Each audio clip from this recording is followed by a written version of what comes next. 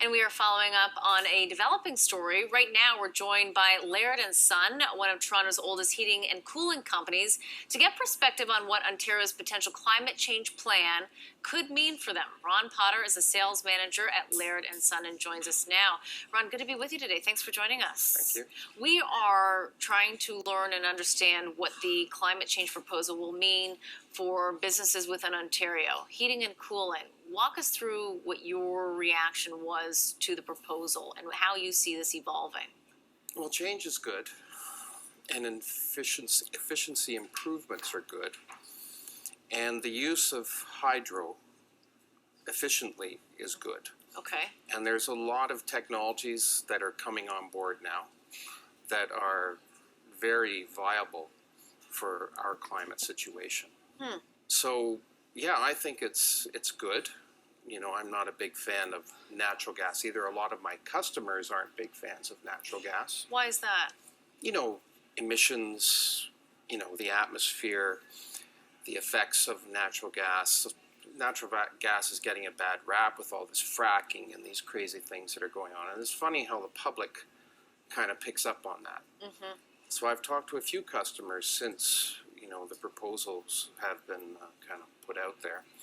And they've been on the side of the proposals that, yeah, natural gas is probably a good thing to get rid of natural gas. When you have seen previous, not attempts, but previous strategies in the past play out in terms of offering rebates to customers, how has that worked out? Pretty good. Definitely you've seen the general efficiency of appliances rise, like hydro has them through the cool savings. So air conditioning has definitely become more efficient en masse. Okay. Furnaces have become more efficient en masse. And when they had the rebates available for geothermal heating and air conditioning, the geothermal industry was just booming. And that was very, very good because a lot of people who were burning oil, burning propane in rural areas especially, switched to geothermal. And then what happened? Well, then the rebates ended, and that was very difficult, especially for the geothermal companies. With respect to this new plan and rebates, what should the government be doing? Do you keep the rebates going longer to make sure that there's enough conversion, or is that subsidizing an industry too much? Well, subsidizing too much is a problem. Okay. Like the rebate for the geothermal was $10,000 you could get back for a system, which is a huge hunk of cash. The average system was $24,000 or $25,000. So when you drop that, and people have to pay that extra $10,000, you basically could foresee that it would destroy the industry, which it hasn't completely destroyed, but made it very, very difficult for a lot of companies to survive.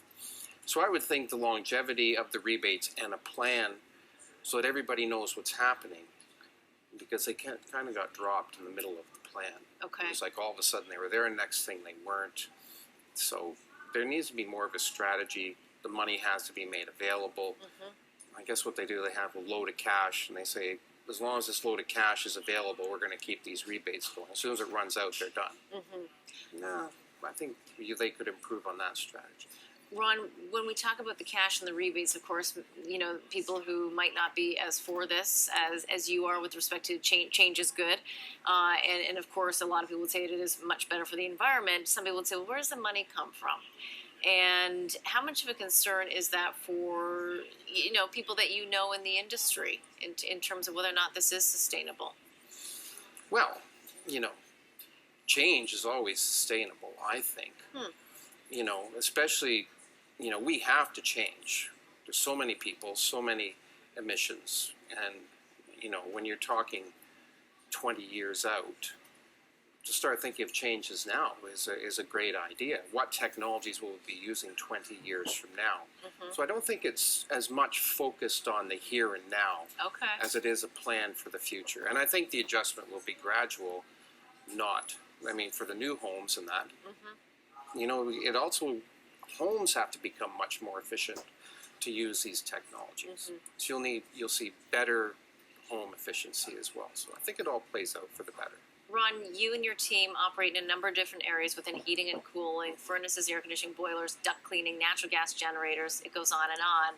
When you look at what we're learning about in terms of the climate change strategies, where do you see change in your business? What do you think is going to be the biggest area of your business? It's always learning, investing in retraining, investing in new skills, investing in new ideas, and relating those ideas to the consumer so that the consumer understands how they're going to benefit. But, the guys are up to it. These guys in this Sounds like business, it. there's a Yeah. lot of them that are like little mad scientists, and they love innovation, and they love doing new things, and they love taking new things out of the box and figuring out how they're going to work, and so there's. You're all up to the challenge. I think The most in this industry, I think most people would be. Ron, good to be with you today.